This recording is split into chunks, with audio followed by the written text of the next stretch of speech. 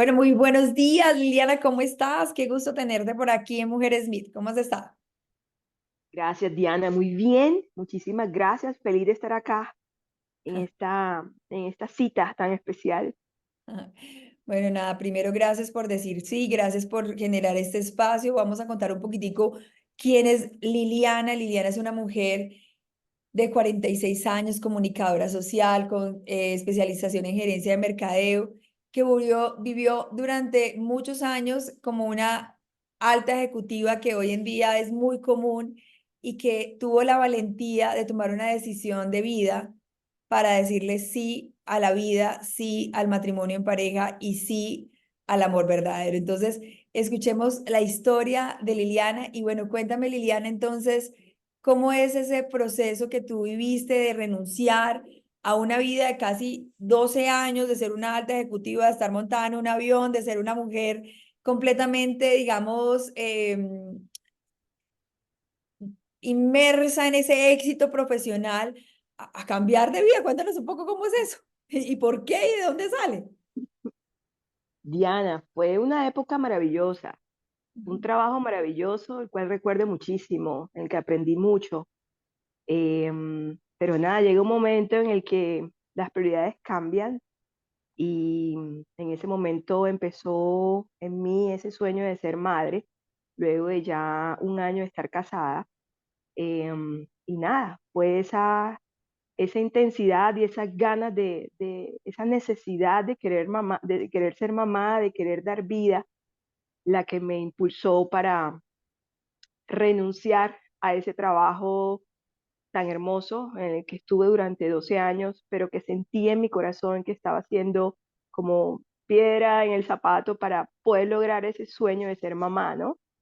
Era como esa dualidad de qué hacer. Y nada, decidí renunciar a él para poder estar tranquila, para que mi cuerpo pudiera estar tranquilo y poder enfocarme en ese sueño de poder quedar embarazada, porque ya lo había intentado durante un tiempo atrás y no había sido posible.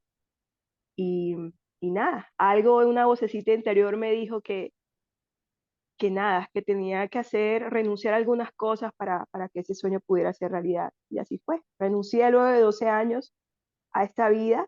em, Tan maravillosa que me dio mucho, eh, para recibir otras también mayormente maravillosas, que es ser mamá, ¿no? Es esa belleza escucharte decir que las dos vidas son maravillosas, ¿no? Porque en ocasiones Sí, pensamos sin duda. que es que una es mejor que otra y no, o sea, No, finalmente las dos tienen sus ventajas. Lili, cuéntanos un total. poco en qué edad decidiste casarte, por qué, cómo fue esa historia, en qué momento decidiste ser madre y cómo fue ese proceso eh, desde el interior, desde lo más profundo de tu ser que te llevó a tomar esa decisión, porque a veces, digamos, nos sentimos como muy encantados, ¿no? De esa vida de gozo, de ser una alta ejecutiva, de ir a buenos hoteles, buenos restaurantes, parche con las amigas, crecimiento intelectual.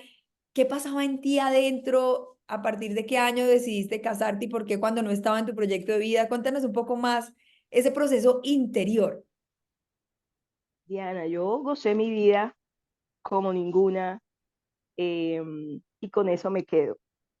Me casé a los 37 años, eh, felizmente casada. Gocé mi primer año de matrimonio con mi esposo, como pareja, sin pensar aún en tener hijos. A partir de ese año empieza esa necesidad. Fue un impulso, fue ese sentimiento de necesidad que llegó de repente, ¿sabes? Em, y lo empezamos a hablar, mira, yo creo que ya es tiempo de ser mamá. Además, Rodrigo también quería ser padre, o sea, no era una necesidad solo mía o un deseo solo mío, también era un sueño en conjunto, y lo habíamos hablado, ¿no? Cuando éramos novios, sí, queremos tener hijos, pero nada, a ese año de casado empezó ese sueño, y lo empezamos a buscar, Diana, lo empezamos a buscar de manera insistente, y es cuando te das cuenta que quedar embarazada no es tan fácil. Y ahí es cuando No sé, empiezan, pero creo que pasa un fenómeno y es que cuando menos se quiere es cuando se queda, pero cuando se quiere cuando se es quiere. algo como que casi Así imposible. es. Yo bendigo esos vientres que de una quedan embarazados porque yo digo, wow, no es tan fácil cuando en realidad uno lo quiere. Entonces ya empieza a jugar en la mente esos pensamientos de que miércoles ya tengo 37, no, 38, casi 39, ¿será posible? ¿Sabes? Esas vocecitas de culpa de por qué no fue antes, de por qué no tuve este deseo antes. ¿Será posible que sí vaya a quedar embarazada o no? Ya se tornó un poquito complicado porque empiezas a culpar a la otra persona de que, mira, no quedo embarazada, es por tu culpa, no, es por la tuya. Em, y nada, hubo un momento en que me acuerdo que luego de tantos exámenes que nos hicimos, todo estaba bien y por qué no quedábamos, ya yo había renunciado. Ya Y me habías tomado acuerdo, la Diana, decisión de renunciar. Cuéntanos un poco eso, o sea, cuéntanos cómo fue ese momento de decidir renunciar a 12 años de vida ejecutiva para ser madre. Diana, yo tenía un trabajo maravilloso, pero así como maravilloso, era un trabajo muy exigente, en el que tocaba estar pendiente de cosas, estar viajando, montada en un avión, esas cosas que ya eh, tú empezabas a sentir que ya de casado, de recién casada, ya no era tan chévere. Em, y un día me acuerdo que amaneció. Mi esposo estaba en la cama y le dije, mi amor, ¿sabes una cosa? Yo voy a renunciar al trabajo. ¿Pero por qué? ¿No? Porque es que yo creo que si yo quiero quedar embarazada, yo quiero estar enfocada en eso. Y este trabajo no me lo está permitiendo. Em, Amo el trabajo, pero creo que el deseo de ser mamá puede más que cualquier cosa. Y tú sabes, ese temor de una pareja joven recién casada de dejar ese presupuesto a un lado, ese Claro. presupuesto que llega a la casa, Y, importante, y más que llega un niño, o sea, oh Dios mío, o sea, como el miedo. pero por supuesto, em, lo conversamos, no fue una conversación fácil, lo conversamos, pero llegó al acuerdo de que, bueno, dale para adelante, renuncia, y Dios proveerá, es decir, eh, no vamos a estar solos. Y así fue como tomé la decisión de renunciar. Anuncié mi renuncia en noviembre del año 16 y trabajé hasta el 30 de diciembre de ese 2016. Y ahí empezó realmente esa búsqueda de quedar embarazada, que es la que yo te decía que no es para nada fácil. Y en donde llegamos a cruzar esa línea delgada del irrespeto, de la culpabilidad, de culparse el uno al otro. No fue un Que momento se volvió chévere, como un conflicto, o sea, la ansiedad de pero como un quedar conflicto. embarazada generó un conflicto de pareja, ya no era tan chévere, sino era como la obligación de tenemos que quedar en De embarazo. tenemos que quedar en embarazo. Y en vista de que el tiempo pasaba, ya yo tenía 38, él tenía 43, ya digamos que, ¿sabes? No era tan fácil. Y Claro. empiezan esas cosas a decirte, ¿será que va a ser posible? ¿Será que no? Pero justo en ese momento de ya vernos que nos estábamos hiriendo tanto, ya vernos que estábamos irrespetándonos tanto, llegó esa conversación genuina, esa conversación generosa entre los dos, a más de verificar que cada mes el periodo menstrual te llegaba y cada Sí, vez que llegaba era que una cosa loca. cuando uno era joven No, era como el estrés porque no, era y ahora el felicidad estrés de que porque me sí. llegó, sí, y cada vez que me llegaba era una pelea, viste que me llegó, o era una depresión de que otro mes más, yo sentía como si era un mes perdido, porque era una carrera contra el tiempo, ¿sabes? Sí, claro. Y me acuerdo un día que el periodo me llegó, Diana, y yo solamente llegué, vi que la menstruación me había llegado, llegué al cuarto en la noche y le dije a mi esposo, el periodo me llegó, pero sabes, mi amor, yo quiero tomarlo de manera diferente. ¿Qué tal si lo dejamos hasta aquí? ¿Qué tal si paramos la búsqueda y continuamos con nuestra vida de pareja como la hemos llevado hasta ahora. Y, y Libertad. confiamos, y confiamos en que vamos a ser felices los dos. ¿Qué tal si lo dejamos hasta acá?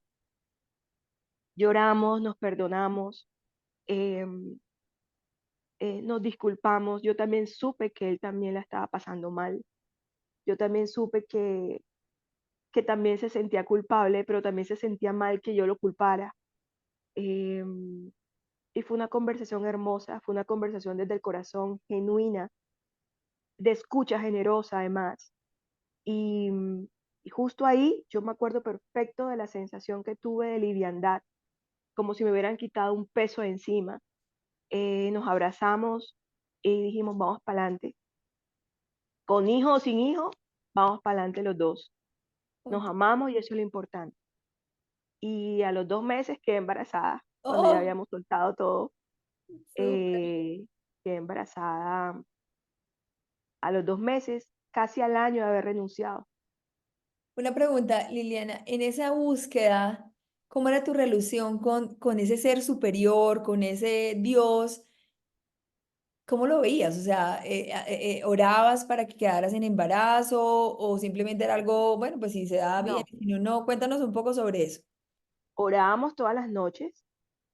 Yo creía en ese Dios de milagro, sin duda, pero hasta ahí.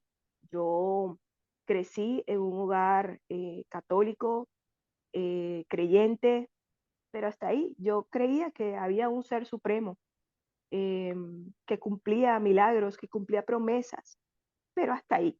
Yo le puse ese embarazo a Dios y sin duda fue un regalo porque todas las posibilidades estaban dadas para que no pudiera quedar embarazada.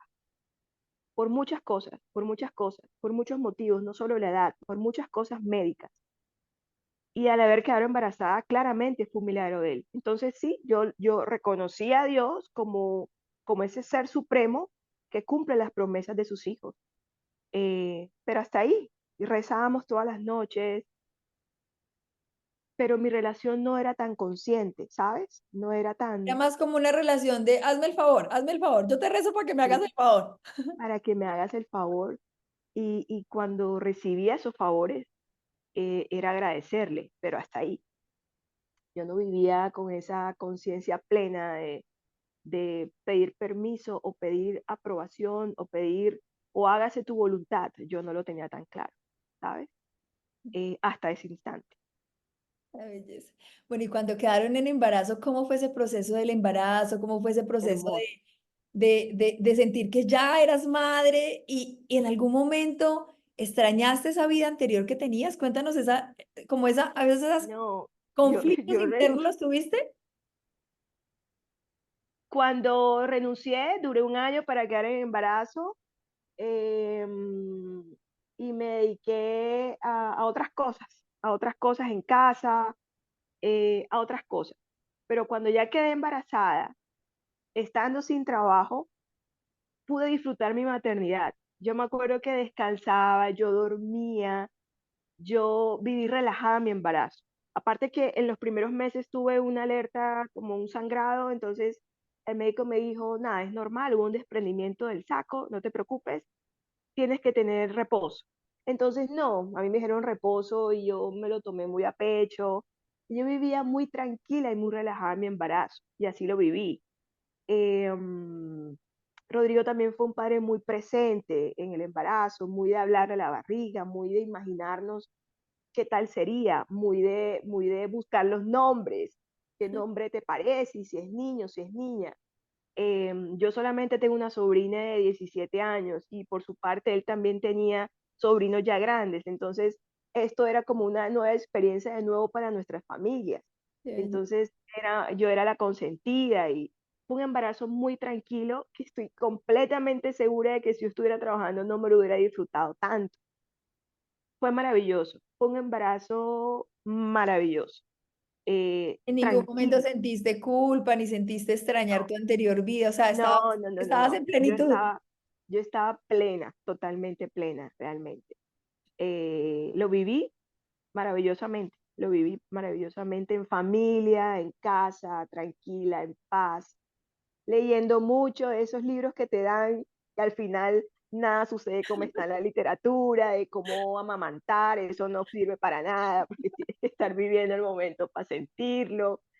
Eh, um, Buscando, ¿sabes? Esas cosas que requieres comprar, eh, um, adecuando la habitación. Era otro momento completamente distinto que yo Lili, estaba viviendo a plenitud. te quiero hacer una pregunta. Cuando ustedes pues estaban casados, tenían los ingresos de los dos. Ujú. Y pues bueno, claro, había ahora está un nuevo miembro de la familia. ¿Cómo fue esa providencia? ¿Cómo fue ya no había sino un solo ingreso que era el de tu esposo? ¿Y cómo lograron tener esa providencia ahora con un nuevo bebé que era uno de los mayores temores que tenían al interior? Es verdad lo que dicen que cada niño trae su bendición debajo del brazo. Es totalmente real. Em, Nunca nos faltó nada, Diana. Hubo momentos de apretarnos el cinturón, claro que sí. Hubo momentos en los que, miércoles, ¿cómo vamos a hacer con esto? Claro que sí, pero de algún lado salía. Mi esposo era independiente, él tenía su negocio, una microempresa de producción y comercialización de productos de aseo. Ujú. Em, entonces, claro, había meses en los que se vendía, a veces había meses en los que no, pero siempre había provisión, siempre. A mi hijo nunca le faltó absolutamente nada. Además que estos primos o esta familia que vive fuera, entonces es el primito más chiquito de la familia, entonces te proveen llegaban paquetes llenos de ropa, llenos de todo. O sea, yo todavía en el closet, Nicolás, todavía hay ropa de esa que llegó, que es para más grande. O sea, Qué belleza. yo en ese momento no hubo necesidad de comprar nada de ropa ni nada de esas cosas porque la provisión llegaba. eh, en la familia y los amigos siempre son esa red de apoyo que están ahí para ti y para tu familia y eso es real. Además que Dios nunca nos abandonó porque al final el trabajo de Rodrigo, bien o mal, siempre produjo y siempre hubo para nuestro hogar, ¿no? Para mantener nuestro hogar. Además, yo tenía también ahorros y esos ahorros también sirvieron. Entonces, bueno, ahí nos fuimos adaptando a la nueva vida. Y ya no tanto pensar en tratar de desprendernos de qué va a pasar mañana, sino vivir el hoy, porque no, si nos empezábamos a pensar en el mañana, no, la intranquilidad va a llegar. Entonces, ahí fue como mis pininos en ese pensamiento de vivir un día a la vez. Qué belleza. Bueno, tú tuviste un reto muy grande, Liliana, y fue el fallecimiento de tu esposo, con un niño tan solo de 2 años y 7 meses. Cuéntanos un poco cómo fue ese proceso que te llevó a hoy ser la autora del libro del luto al tributo, que es un super libro, que se lo recomiendo a todos, que Sí, relata lo más íntimo y los momentos más duros de tu vida y que relata cómo logras superar un duelo tan fuerte como es perder tu presente y tu compañero de vida, porque eso es el esposo, ¿no? El presente. Dicen que cuando se le mueren a uno los padres es el pasado, el esposo es el presente y los hijos es el futuro. Entonces, cuéntame un poco qué sucedió, cómo fue ese proceso en lo más íntimo y cómo tú lograste superar y avanzar en ese manejo de ese duelo gracias a la conexión con el amor de ese ser superior y ese ser supremo. ay, Diana, eso fue un capítulo en mi vida muy fuerte. Ha sido el capítulo de mi vida más fuerte. Em, pero soy feliz de poderlo contar ahora. Sí, mi esposo falleció hace 3 años, con 48 años, pues yo tenía 43 y mi hijo tan solo 2 años. Falleció de manera repentina eh, mm, y nunca estás preparado para este tipo de cosas. Siempre crees que estas cosas le suceden a otros y que nunca te van a suceder a ti, pero me sucedió. Em, Fue en un mes de diciembre del año 20, estábamos en plena pandemia. Voy a contar la historia un Claro que sí. poco hacer el cuento corto. Un 26 de diciembre mi esposo se queja de un dolor abdominal. Llega a la casa y me dice, siento un dolor raro en el abdomen, me voy para la clínica. Estamos en plena pandemia. Le digo que si lo acompaño, me dice que no, porque los protocolos de las clínicas decían que si tú llegabas no podías salir. Y yo tenía un niño de 2 años. Él se va para la clínica, pasa allí todo el día o todo el resto de tarde y le diagnostican cálculos de la vesícula y le programan cirugía al día siguiente, 27 de diciembre. Al día siguiente me avisa que ya va a entrar a quirófano, así fue, lo operan. Cuando está en recuperación me escribe, me dice que ya está en recuperación. Todos nos comunicábamos ambos por WhatsApp, porque en las clínicas generalmente no hay señal para una llamada telefónica. Nos comunicábamos por WhatsApp. Todo ese día pendiente de cómo se había sentido. Esa noche hablamos, nos deseamos buena noche. Al día siguiente, 28 de diciembre, me escribe y me dice que ya le van a dar salida. Eh, Llego a la clínica para recogerlo y cuando yo entro a la habitación, am, le están dejando el almuerzo en ese instante, pero yo noto a Rodrigo, lo noto raro, como adolorido, como cabizbajo, como raro. Uno conoce a la gente de uno y uno sabe cuando algo no está bien. Y él me manifiesta que todavía se siente incómodo con un dolor. Y yo le dije, mi amor, pero si te acaban de operar, de repente es eso. Total. Am, pero lo empecé a sentir raro en sus movimientos, eh, a no poder cortar la carne del almuerzo bien, a no poder caminar bien, pero todo lo achacamos al, A la a la cirugía. anestesia, ¿no? A la cirugía como tal. Al final uno cuando sale de una cirugía, uno siempre sale así como, Soy feliz, ¿no? Claramente estaba sí, dolorida. feliz, ¿no? Y yo vi la boleta de salida, confirmé, sí señora, a él ya le dieron salida. Eh, yo fui con mi mejor amiga a recogerlo, lo montamos a su carro, paramos a hacer unas compras de los medicamentos que le faltaban y acordamos que su posoperatorio lo iba a pasar en casa de su madre porque pues acaba de salir de una clínica, no sabía si el COVID, todo esto, Sí, el temor. y nosotros vivíamos con mis papás, que ya son adultos mayores, entonces por seguridad dijimos, no, vámonos para donde tu mamá. Así fue. Yo lo dejé allí, me dijo, vete para donde Nico, en fin.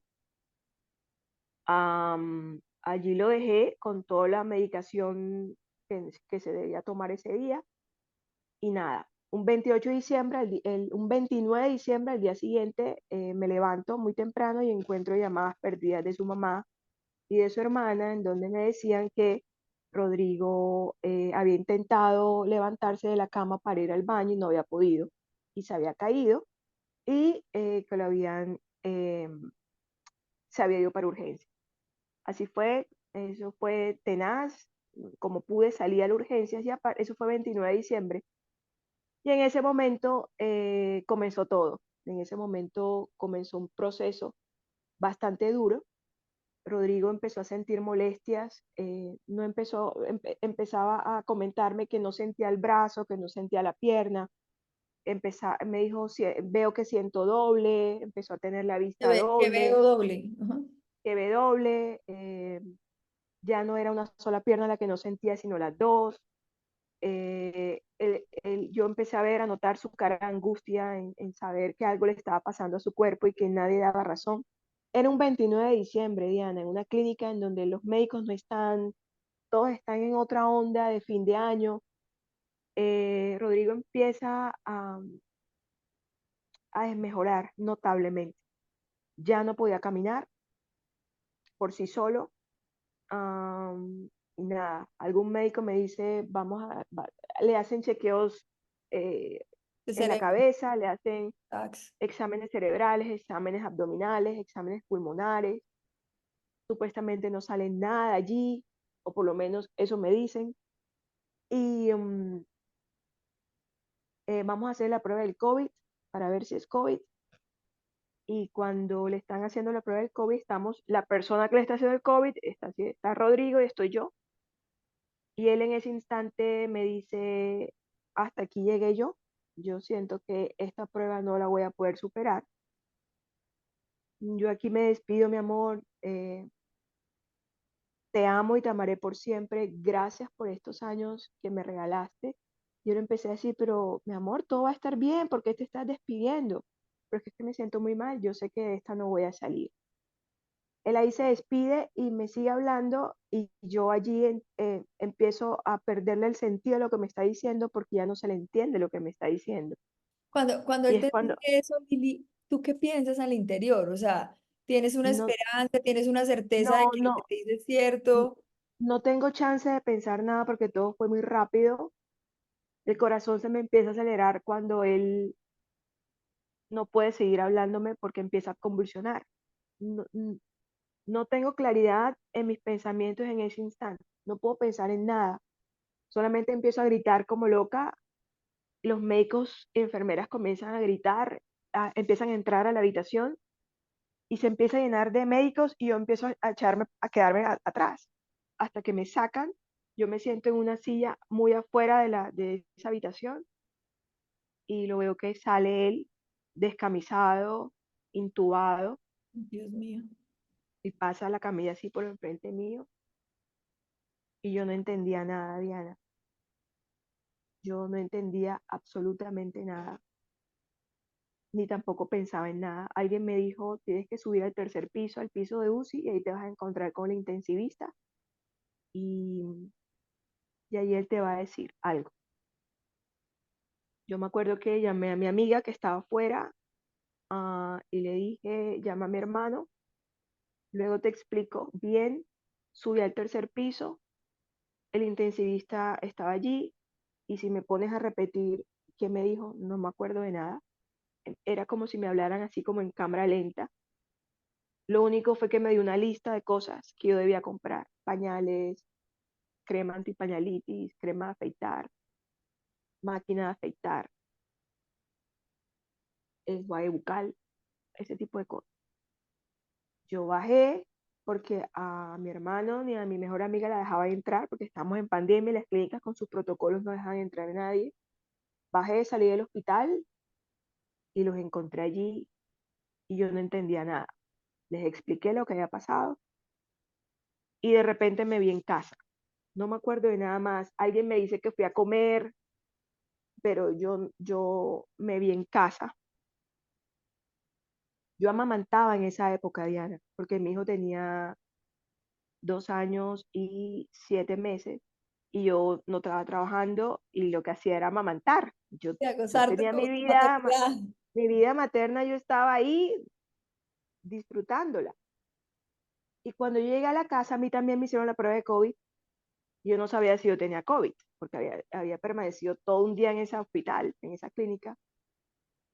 Y me acuerdo que mi hijo lle- me iba a venir a abrazar y yo tenía que estar aislada, porque no podía abrazarlos ni poder decir, porque no sabía. O sea, yo tenía que ser responsable con ellos. Y yo me acuerdo que a la distancia yo le dije a mi hijo, hijo, hoy no te voy a poder dar teta, hoy, espérate ahí, mi amor. Mamá, hoy no te voy a tener que explicarle en la distancia. Mamá, hoy no te va a poder dar teta hoy, hijo, ¿sabes? Quédate con abuela ya. Y yo me encerré en mi cuarto en una noche larga, aislada de todos, eh, a esperar que amaneciera sin entender nada. Eh, Y cuando al estabas día- en esos momentos tan, digamos, como de tanto desierto, de tanta desolación, de tanta incertidumbre, desasosiego, ¿cuál era tu refugio? mi refugio en ese instante fue Dios, pero a la manera en la que vivía mi relación con Dios. No era una intimidad, era, Señor, eh, te entrego esto, hazme fuerte. Hasta allí se basaba, hasta allí llegaba mi relación con Él, porque la mente me ganaba, ¿sabes? Era como en mis propias fuerzas, Rodrigo iba a estar bien. en mis propias fuerzas, él iba a salir de esta. Sí, es La como, mente como, me como ganaba. piensa positivamente, o sea, lo tienes que pensar positivamente, o sea, es como la mente tratando de controlar la situación, pero De acuerdo. estas situaciones tan extremas van más allá de la mente, o sea, de tu capacidad de ser positivo. Sin duda. Era Dios, pero a mi manera. Yo allí todavía no tenía una intimidad con él. Am, Diana, como pude, me dormí esa noche, amaneció am, a esperar la llamada del intensivista que llamaba a las 10 de la mañana. A esa hora llamó, era 30 de diciembre, y me dijo, Rodrigo, pasó buena noche, todavía no han entregado la prueba del COVID. Entonces te hablaban de picos de respiración, de Estaba esas en cosas UCI que COVID, luego en ese momento estaba en UCI COVID porque no estaba en sabía. UCI COVID, eh, pero yo escuché atentamente el mensaje de ese doctor, que cuando colgué, yo lo repliqué en un WhatsApp a toda la familia, y ese mensaje me salió como si el médico lo hubiera escrito, porque me lo aprendí perfecto y lo transcribí perfecto, que yo lo lancé al grupo de la familia para que nadie más me preguntara qué había sabido de él, sino que Claro, aquí tienen el mensaje, no me pregunten nada más. Y a partir de ese momento, Diana, yo empecé a escribir todo lo que el intensivista me decía todos los días. Me volví como esa transmisora así. de mensaje médico. Aprendí a hablar el idioma médico durante 42 días. Estuve redactando mis mensajes a toda la familia, a toda la red de apoyo. Pero bueno, ese mismo día, 5 de la tarde, me vuelve a llamar el intensivista y me dijo, Rodrigo no tiene COVID, ya lo pasamos a UCI no COVID, tus resultados también salieron negativos, mañana puedes venir a visitar, o a partir de mañana puedes empezar tu visita. Mañana era 31 de diciembre, mi primera visita a Rodrigo en UCI fue un 31 de diciembre a las 11 de la mañana, nunca se me olvida. Fue un 31 de diciembre bastante sui generis, bastante especial. Claro. Llegué allí, nada, él estaba en UCI, en coma, eh, no, no despertaba ningún estímulo. Y allí, ese 31 de diciembre comenzó todo, porque a partir de allí Rodrigo duró 42 días en esa situación, y empieza mi proceso de ir todos los días a las 11 de la mañana, ir todos los días con un protocolo de tapabocas. El Seguridad. médico me aconsejó a ir con pantalones largos, con camisa manga larga, con tapaboca doble. Y ahí tuve, Diana, mi primera enseñanza de todo este proceso. Y es que yo duré yendo a la UCI 42 días con las mismas 4 camisas manga larga, con los mismos 2 blue jeans que tenía en mi closet. Y ahí entendí que no es necesario vivir con nada más. Ujú. Que eres capaz de vivir con 4 camisas y con 2 blue jeans. Yo me acuerdo que en ese proceso de 42 días, en las tardes que yo llegaba y que se me hacían eternas las tardes y que tenía crisis de ansiedad y que me daban ahogos, como para ponerme a hacer algo, una de las actividades fue un día abrir mi closet y empecé a despojarme de tanta ropa que yo no me ponía o que ya no necesitaba. Ese closet quedó vacío.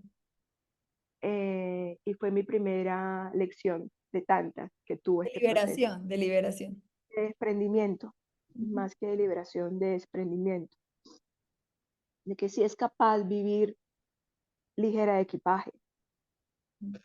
Am, y nada, estos 42 días, exámenes van, exámenes vienen. em, el neurólogo, que por fortuna lo conocíamos, me dijo, mira, estamos haciendo todo y todo indica a que Rodrigo puede tener dos, dos enfermedades, o Guillain-Barré o una que se llama porfiria, creo que se llama. Ambas enfermedades huérfanas o enfermedades raras que le llaman, enfermedades autoinmunes. Exámenes van, exámenes vienen y al final la conclusión fue que era Guillain-Barré. Me enteré un 15 de enero, 15 días después de estar él ahí en UCI sin despertar. En algún momento tuvo algún mínimo estímulo en los ojos, en la pupila de los ojos. Fue una alerta de esperanza, pero no duró nada porque al día siguiente nunca más la volví a tener.